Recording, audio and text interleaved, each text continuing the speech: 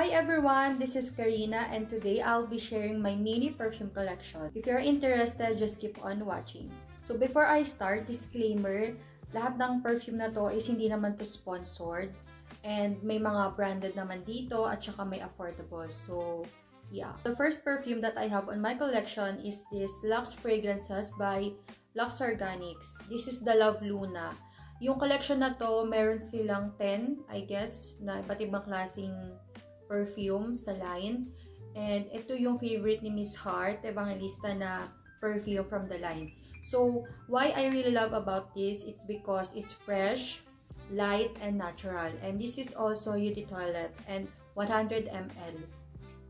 Yung amoy nito is like, para kang young adult, para kang teenager, very sweet girl. Ito, super duper gusto ko to, favorite ko to, and meron pa akong isang ganito, pero binigay ko siya sa sister ko, sa bunso namin, kasi nagustuhan niya rin yung amoy, tsaka gusto niya rin dagdagan yung collection. At tsaka maganda kasi yung packaging, tingnan niyo naman. Diba? It's so beautiful. Bagay sa akin. Yung perfume kasi, yung mga perfume kasi nila sa buong line, hindi ko pa natatry lahat. Dalawa pa lang yung nagkaroon ako, yung binigay ko sa sister ko, tsaka ito. Pero meron akong naamoy na siguro mga 4 or 5 na ganito, iba't ibang klase. Mabango rin sila, actually. And pag umuwi ako ng Pilipinas, itatry ko pa yung mga na-try ko.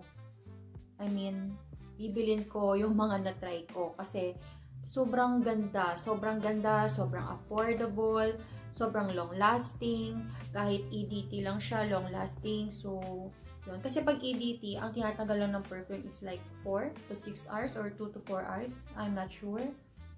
Pero super long-lasting neto, kaya favorite ko to. The next perfume that I have is this Miniso perfume. Yung packaging niya, yung itsura niya, kasing katulad niya yung kay Ariana Grande na perfume. And this is EDP, ED perfume. And this is also 100 ml. Sa box nito, nakalagay doon kung anong klase yung perfume to, kung anong name. Sa packaging niya kasi walang nakalagay. So, lalagay ko na lang dito sa screen yung pangalan niya. Ito, yung amoy naman nito, it's like para kang a-attend ng Christmas party, New Year's Eve. So, perfect to for winter season. Kasi yung amoy niya, very cozy, parang umuulan, malamig yung weather. So, perfect to. Maganda to. And this is a gift from someone. So, yon. Thank you! And tinitipid-tipid ko siya kasi pag naubos na to, wala akong choice, diba? Itatapon ko na yung bottle. So, sayang naman. Ang ganda-ganda ng bottle. Para siyang crystal diamond. So, yon. Kaya tinitipid ko talaga siya. By the way, itong mga nandito na perfume ko is gift to sa akin. Pero meron naman ako napili. Kaya yung isa naman, yung sa previous, yung sa Luxe Fragrances, yung Violet, gift din yun sa akin ng tita ko. So, thank you too! And the next is this Zara perfume, Red Temptation. This is Eau de Parfum. Ayan. And I guess, ang ml na ito is 50 ml or 80. I'm not sure. But for sure, 50 ml to. Ito yung itsura niya. Ayan. Ito, I got this last May. This year lang, bago kami mag-flight. Kasi nag-bonding kami nung family ko. So, ito yung nabili niya sa akin. Ito yung nabili sa akin. So, thank you din. And yung amoy nito is like the Baccarat Rouge 540. So, mabango to. Sobrang bango. Sobrang long-lasting. Ayun. Basta talaga Zara perfume. Sobrang bango. Pero ito yung first ever Zara perfume ko. And hindi ako na-disappoint. Well, ba't naman madi-disappoint? This is Zara, diba? So, yun. Sobrang bango din ito. Amoy coconut, amoy vanilla. And madi-describe ko tong scent na to is perfect sa mga nasa 30s na woman. Yung very woman, very CEO vibe. Kasi ang strong ng amoy niya, pero hindi yung strong na parang may irita ka, ayaw ng matapang, may allergy sa mga matatapang na pabango. And ako, sensitive din yung nose ko when it comes sa mga perfume. Although I love perfumes, pero sa mga perfume na super duper matatapang, ayoko talaga. Tsaka nangangati yung balat ko kapag hindi maano yung perfume. So, kapag bumibili talaga ako ng perfume, tinitingnan ko rin yung ingredients, yung saan gawa. So, kasi sensitive talaga ako, hindi lang yung body ko, hindi lang yung skin, kundi yung pang-amoy ko. Pero ito, kahit strong siya, and nasabi ko nga na okay to for woman vibe, yung mga nasa 30, yung mga kaka-30 lang, 31. Sobrang bango nito kasi kasing amoy niyo sa Baccarat Rouge. So, if you want perfume na kasing dupe, kasing amoy ng Baccarat Rouge 540, I really suggest this one. Sobrang bango. Kasi first time ko rin itong gamitin nung first ever gala namin dito sa US. So, ito yung perfume na una kong ginamit. Kasi yung nasa Pilipinas ako, hindi ko na siya naginamit. Like, sinave ko na talaga siya na pumunta to dito. Kasi sobrang ganda. Syempre, it's Zara. So, next is, hindi naman halata na fan ako ng Perfume Dessert London. Ayan. Wait lang, hindi ko mapakita na maayos. Baka mabasag. Ayan, tatlo yung ganito ko. And iisa-isahin muna natin sila. So, the first scent is this Pistachio Croissant. Eau de Parfum, 30 ml. Ito yung itsura. So, yung amoy neto is like, para kang dumaan sa bakery. Para kang nasa Paris, para kang nasa France. Tapos, napadaan ka sa bakery. Ganun yung amoy. Amoy siya, amoy bread, amoy dessert, amoy croissant, gano'n. Kaya nga siya croissant. And amoy pistachio. So, mabango to. And ang maganda talaga sa perfume dessert is long-lasting at saka mabango. Yun talaga, yun na lang masasabi ko. Yun yung amoy niya. Amoy cream na croissant. Alam niyo ba guys yung, paano ko ba siya i-describe? Ang hirap. Yung croissant na merong mga toppings na white sa ibabaw. Lalagay ko na lang dito sa gilid yung itsura nung dinidescribe ko. Yun yung amoy niya. Tapos may mga matcha-matcha sa ibabaw, something green. And ayan. Kasi tingnan nyo naman, yung itsura nung liquid sa loob, may color din. Diba? Sobrang laks tignan. Favorite ko to. Isa rito sa mga favorite kong Perfume Dessert London. Actually, nakapag-try na rin ako ng ibang scent from Perfume Dessert London. Yung Red Velvet. At saka yung Plum something, Plum Black and Locust. Yun, na-try ko na yon. Sobrang bango din nun, tsaka yung Red Velvet. So, pag umuwi lang ako ng Pilipinas, yun din ang bibili ko, yung dalawang yun. Kasi sobrang bango. Pero ito, mabango to. Guys, if gusto nyo ng amoy vanilla, amoy coconut, amoy bakery, lalo na kung mahilig kayo sa mga pastries, ito. This is perfect for you guys. So, the next perfume is this Cookie Dough. Same from the line, Perfume Dessert London. So, Cookie Dough, yan. EDP rin to, and 30 ml. Tignan nyo naman, di ba? Sobrang lakas ng packaging, tapos yung liquid sa loob, may color din. Tapos nakalagay dito sa likod yung barcode, yung QR code, yung mga ingredients. Ayun, nakalagay siya dito. Ayan. So, yung amoy naman neto is ayun, amoy baby girl to. Siguro, nung elementary ako, ganito yung mga tipo ng perfume na gusto ko and nagagamit ko. Yung amoy baby girl, yung parang kakagising mo lang ng 6 a.m. tapos papasok ka ng 7 a.m. tapos, ayun. Sobrang bango. Sobrang ano niya, hindi siya yung matapang na amoy. So, finally, meron na rin akong perfume dito sa, sa perfume collection ko na medyo baby girl. Medyo baby girl yung amoy niya. And, maganda. Wala akong masabi. I'm sorry guys. Wala akong masabi. Basta talaga perfume dessert. The quality is sobrang ganda. Chef's kiss. Kaya maganda to. Maganda. Same sila neto ni Pistachio Croissant. Kasi iisa lang sila ng line. Meron silang ibang perfume din. Ibang name ng perfume nakasama nila sa line. Sana gets nyo. So, eto, maganda tong dalawang to. Favorite ko to. And, amoy baby girl to na amoy ice cream. Yung parang kakagaling mo lang ng bahay, tapos papasok ka, tapos ready ka na mag-recite sa room, tapos ready ka na umawra sa school. Pero pang elementary yung amoy niya. Hindi naman siya pang high school. So, ayun. Amoy baby girl. Yan, mabango siya. Wait lang, lumipad yung takip. Mabango, wala na akong masabi. Mabango siya. And the last perfume that I have on this Perfume Desert London is this Maraschino Cherries. Wait lang, bulol kasi ako sa R, guys. Bulol ako sa R. Lalo na pag may kasama siyang S. Kaya makikita niyo naman sa video ko na minsan nag-i-struggle ako magsalita. Kasi nabubulol ako sa R. Until now, akala ko na lumaki ako, mawawala na yung pagkabulol ko. Kaya pag nakakita talaga ako ng R, tas may kasunod na S, like, grabe na, kinakabahan na ako. So, I will pronounce this again. Perfume Desert London Maraschino Cherries. Maraschino Cherries. So, ito, EDP rin to, 30 ml. Same sila ng dalawa dito. Lahat sila 30 ml. And ito naman yung itsura niya. So, etong perfume na to is nandun siya sa line ng Hennessy line ng Perfume Desert London. So, yung Perfume Desert London kasi marami silang iba't ibang klaseng line. For example is this Maraschino. So, included siya doon sa Hennessy line. Hennessy is like para siyang mga very expensive yung amoy, very winey yung amoy masculine. So, kasama siya doon sa line na to. And, mabango rin to kasi yung amoy niya, amoy cherry. Kita naman sa di ba? Obvious naman sa pangalan, amoy cherry yung amoy niya. Yung cherry na may Johnson's Baby Powder.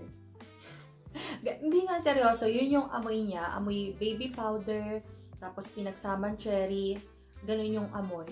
Tapos may hint of wine, ganun yung amoy niya. So, eto, bagay silang pagsamahin ni Zara Red Temptation. Kasi yung amoy nila is like very perfect for woman vibe, yung mga nasa 30, 31, ganun.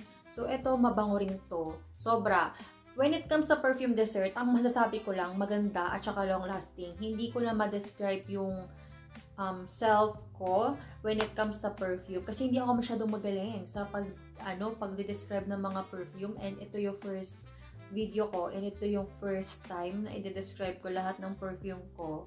Kaya, pasensya na. Hindi ako magaling mag-describe. Pero yun, ginagawa ko naman yung best ko. So, ang masasabi ko lang dito to summarize, mabango to, long-lasting, amoy powder na may halong cherry. And very strong yung scent niya. So, hindi siya pwedeng suotin kapag nasa mainit kang lugar. For example, mag-golf kayo. So, if you are a rich girl, rich woman, tapos mag-golf ka, hindi to bagay kasi strong yung amoy, tapos pupunta ka sa sunlight, medyo matapang na. So, ito, pwede mo itong suotin. Pwede itong suotin kapag nasa aircon, nasa hotel. So, ito, doon siya bagay. Pero maganda siya. Sobrang long-lasting. So, yun lang. Yun lang masasabi ko sa Perfume Desert London. Perfume Desert London, baka naman. Ayun. By the way, this one is gift from someone. So, thank you then. By the way, these two, ako talagang umano neto. Ako talagang gumastos neto. Like, gift ko to sa sarili ko bago rin kami umalis. So, we're almost done. And I have this perfume from, Apothecary of Luxury. Yun. Asteria Apothecary. Alam ko na pa-pronounce ko ng tama. I'm sorry. My bad. So, the first perfume that I have is this number 080. This is the Another 13 by Le Labo, male. So, ito, yung Another 13, nirecommend to sa akin ng tita ko. Mabango to kasi, amoy siya, hindi ko siya maamoy, kaya i-open ko na lang na ganito. See, mabango. Pang male siya, pero perfect din to. Pwede rin to sa pambabae. And trivia lang guys, pagdating sa perfume, hindi lang ako gumagamit ng pambabaeng perfume. Gumagamit din ako ng pang male. Ewan ko ba, kasi when it comes din sa personality ko, medyo strong din eh. So gusto ko, when it comes din sa mga bagay na sinusuot ko, lalo na pagdating sa perfume, gusto ko yung very masculine, very strong. And by the way, kaya siya nakalagay sa ganitong packaging kasi, alam nyo ba guys, yung mga business ngayon na they will make perfume brands. So, gagamitin nila yung mga branded perfume, so parang inspired. So, eto kasi, dahil etong apat na to is favorite perfume ko din na branded, parang tinry ko muna sila in ganitong version, yung nakatakal, yung naka 10 ml na version. So, eto, hindi naman siya directed sa mga branded na to. Ano siya, compounded siya ng Asteria Apothecary. So, eto, gumagawa sila ng mga inspired perfume. So, if you guys want to try branded perfumes, halimbawa Gucci, Banana Republic, ano pa ba, Polo, marami pang iba't iba, pwede nyong itry kasi may mga nabebenta naman na nakatakal. Well, hindi sila original na nakukuha sa bottle talaga kasi nakalagay naman dito and nakalagay naman sa mga business owners na yung mga perfumes na nakaganito is may kasama siyang oil. So, kumbaga yung scent is inspired sa mga branded perfume. Sana gets nyo ha. So, going back, this perfume from Another 13 by Le Labo Santal Male. Ito yung itsura niya. And I will describe this as very feminine. Although nakalagay dun and naka-indicate dun sa perfume na yon na for male siya, masasabi ko na very feminine siya and pwede rin siya for woman. So, yun lang masasabi ko. And mabango. And actually guys kahit na inspired sila ng mga branded perfume, etong Asteria, may recommend ko to kasi long lasting yung mga perfume nila. Although oil, kaya long lasting, pero may mga oil din kasi na oil perfumes, may mga oil perfumes na, alam niyo yun, long lasting pero hindi ganun hindi ganun tumatagal ng kinabukasan. Ito kasi tumatagal ko siya kinabukasan. Minsan nga pag naliligo pa ako, nafe-feel ko pa sa katawan ko na amoy ko pa sa hair ko, yung perfume na to na ginagamit ko. So, the second on the list na nasa perfume collection ko ng Asteria Apothecary is this number 086. And this perfume is originally from Baccarat Rouge. Yung binanggit ko kanina, yung Baccarat Rouge 540 by Maison Francis. So, eto, 10 ml. Lahat ng to, yung apat na to is 10 ml kasi nakatakal version sila.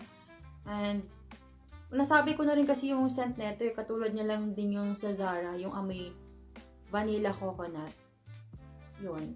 Hindi ko na siya ma-describe kasi nasabi ko na siya kanina. Vanilla coconut yung amoy, very perfect for woman, yung mga nasa 30-31. So, yun lang yung amoy niya. Long lasting. Kaya nung na-send ko sila pareho, like na pag-comparison, ganda, sobrang ganda, and parang wala silang pinagkaiba, maganda talaga, tsaka long lasting, yun talaga yung maganda.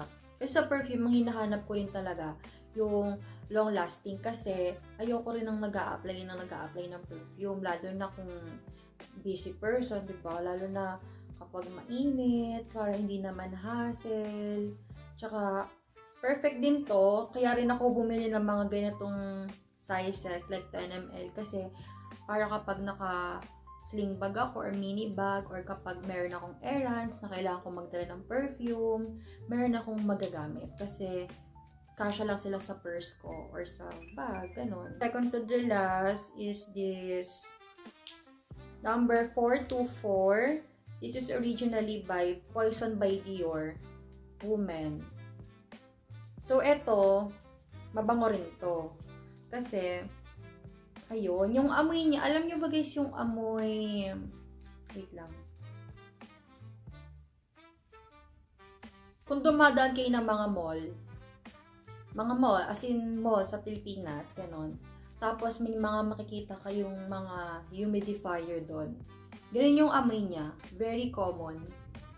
Very common na amoy when it comes to perfume. Pero mabango kasi may pagka-flowery scent.